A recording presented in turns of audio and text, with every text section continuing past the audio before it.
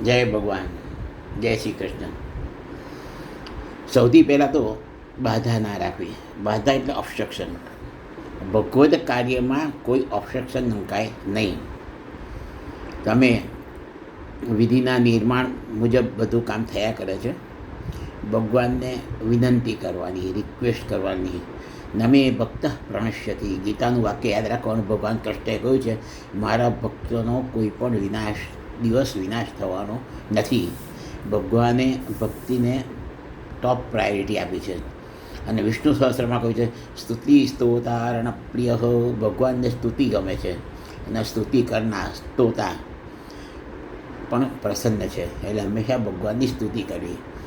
સ્તુતિ એટલે ઓમ નમઃ શિવાય, શ્રી કૃષ્ણ શરણમ મમ, ગાયત્રી મંત્ર, વિષ્ણુ સહસ્રનામ, શક્રાદી સ્તુતિ, આ બધી સ્તુતિ કહેવાય.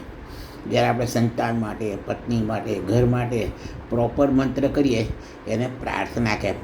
અર્થના, અર્થ એટલે મની. આપણે કંઈક માગીએ છીએ, વી આર ડિમાન્ડિંગ સમથિંગ. એટલે ભગવાનની હંમેશા સ્તુતિ કરવી. અને તેમ છતાં પણ અતિશય મુશ્કેલી આવે તો તમારા ઈષ્ટ દેવતાનો મંત્ર હૃદયથી કરો.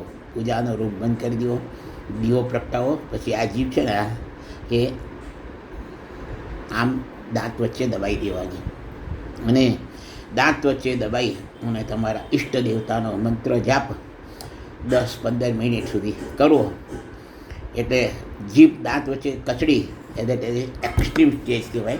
અને આવી રીતે જપ કરશો, કોઈ પણ જપ, તો તમારા ઈષ્ટ દેવતા તરત તમારી મુશ્કેલી ધ્યાન ઉપર લેશે અને તમને મદદ કરશે.